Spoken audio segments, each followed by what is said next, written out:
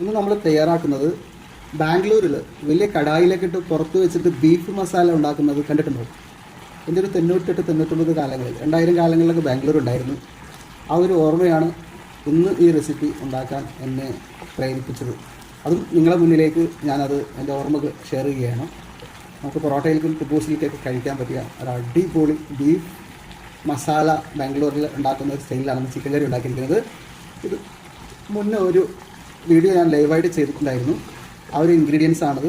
Video ആയിട്ട് upload ചെയ്തിട്ടുണ്ടായിരുന്നില്ല. നിങ്ങൾക്ക് താഴെ കാണുന്ന ലിങ്കിൽ ക്ലിക്ക് ചെയ്യുക. അല്ലെങ്കിൽ യൂട്യൂബിൽ കാണുന്നവർക്ക് അത് ഷോർട്ട് വീഡിയോ ആയിട്ട് ഇട്ട് കഴിഞ്ഞാൽ മുകളിൽ കാണുന്ന കുഞ്ഞ് പ്ലേ ബട്ടൺ ഉണ്ട്, അത് ഞെക്കിയാലും നിങ്ങൾക്ക് ഈ റെസിപ്പിയുടെ ഫുള്ള് വീഡിയോസ് കാണാവുന്നതാണ്. ഇൻസ്റ്റഗ്രാമിലുള്ളവർക്ക് താഴെ കാണുന്ന ലിങ്ക് ക്ലിക്ക് ചെയ്താൽ മതി. Okay guys.